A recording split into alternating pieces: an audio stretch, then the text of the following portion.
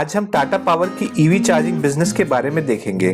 तो आज के वीडियो में हम देखेंगे कि टाटा पावर का ईवी चार्जिंग नेटवर्क और इसकी फ्रेंचाइजी क्या है, इस चार्जिंग स्टेशन को खोलने के लिए आपको किन डॉक्यूमेंट्स की जरूरत पड़ेगी, इसके लिए कितनी जगह चाहिए एवं इसके क्या रिक्वायरमेंट्स होंगे, आपका इसमें कितना इन्वेस्टमेंट लगेगा, इस चार्जिंग स्टेशन से आप कितना प्रॉफिट कमा सकते हैं और अंत में हम देखेंगे कि आप इस फ्रेंचाइजी के लिए कैसे अप्लाई कर सकते हैं।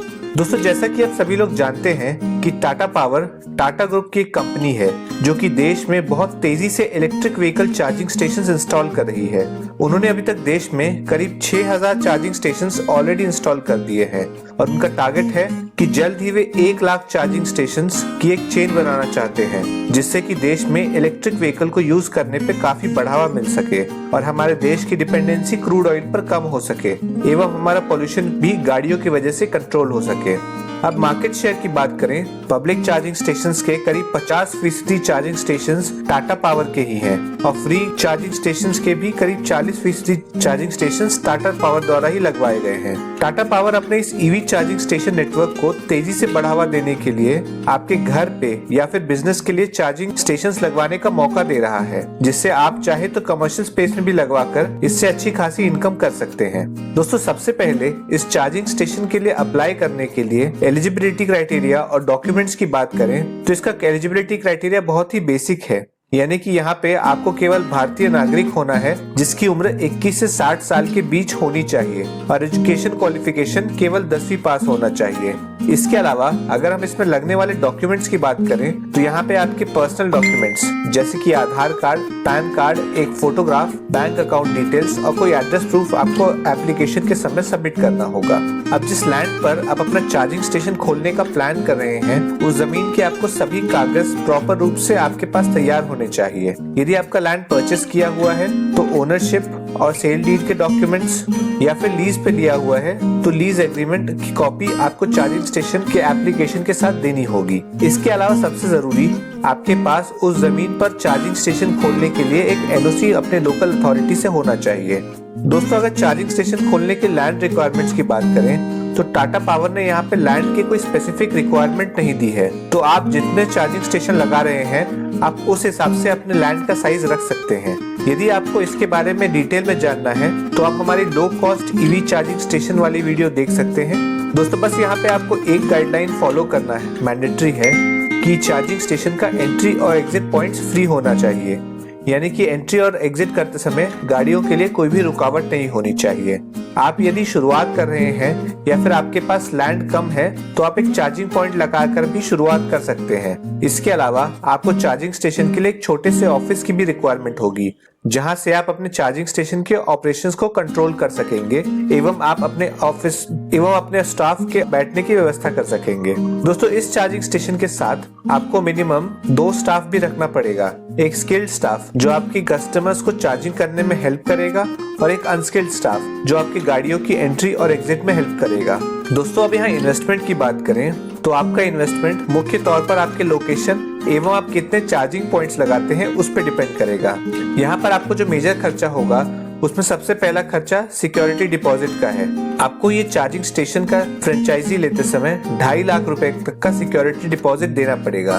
फिर यदि आप ज्यादा चार्जिंग पॉइंट्स लगाते हैं तो आपको एक इलेक्ट्रिक ट्रांसफार्मर भी अपने चार्जिंग स्टेशन के पास लगाना पड़ेगा, जिसकी वजह से आपका कुछ एडिशनल खर्चा आएगा। फिर आपका कुछ खर्चा ऑफिस पे और कुछ खर्चा कैपिटल के रूप में स्टाफ की सैलरी में लग जाएगा। तो दोस्तों, मान लीजिए कि यदि आप 3 चार्जिंग पॉइंट्स वाला फास्ट चार्जिंग स्टेशन बनाते हैं तो आपका पूरा सेटअप कॉस्ट करीब 25 से 30 लाख का पड़ेगा। इसके अलावा सरकार अभी फास्ट चार्जिंग स्टेशंस के सेटअप कॉस्ट पे करीब 50% तक की सब्सिडी दे रही है, जिससे यदि आप जल्दी चार्जिंग स्टेशन लगाते हैं तो आप इसका फायदा उठा सकते हैं। दोस्तों, इस स्कीम की वजह से आपका इनिशियल इन्वेस्टमेंट पहले के मुकाबले काफी कम हो जाएगा। दोस्तों, अब अगर इस बिजनेस में प्रॉफिट की बात करें तो आपका प्रॉफिट आपके नंबर ऑफ चार्जिंग पॉइंट्स पे एवं आपके एरिया में मिलने वाले इलेक्ट्रिसिटी चार्जेस पे डिपेंड करेगा।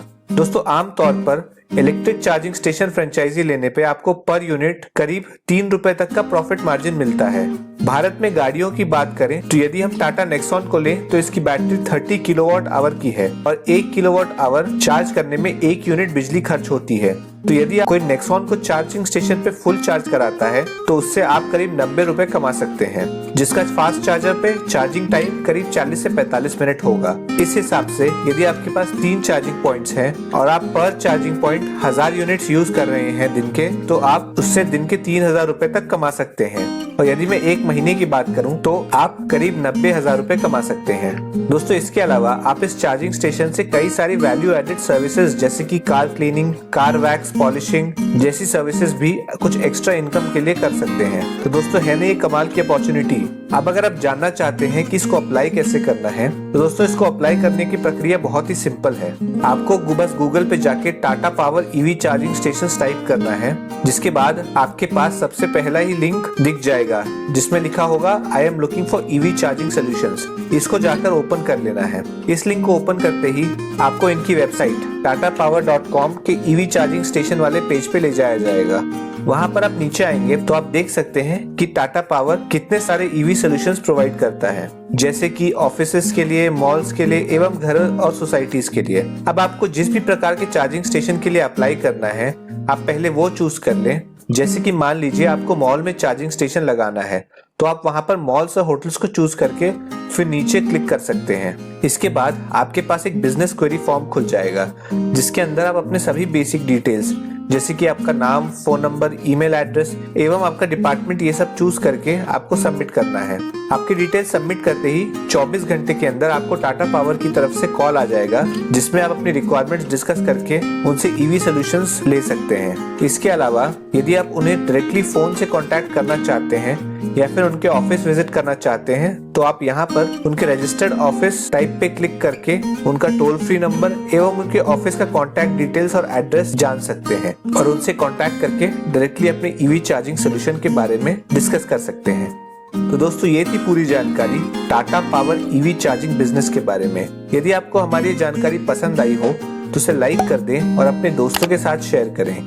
यदि आप इस प्रकार की जानकारी फ्यूचर में भी चाहते हैं तो हमारे चैनल को सब्सक्राइब कर दें और बेल नोटिफिकेशन आइकन को दबाएं। यदि आपका हमारे लिए कोई सवाल हो या आप हमें कोई सुझाव देना चाहते हैं तो आप हमें इंस्टाग्राम पे DM कर सकते हैं या कमेंट बॉक्स के माध्यम से बता सकते हैं। धन्यवाद।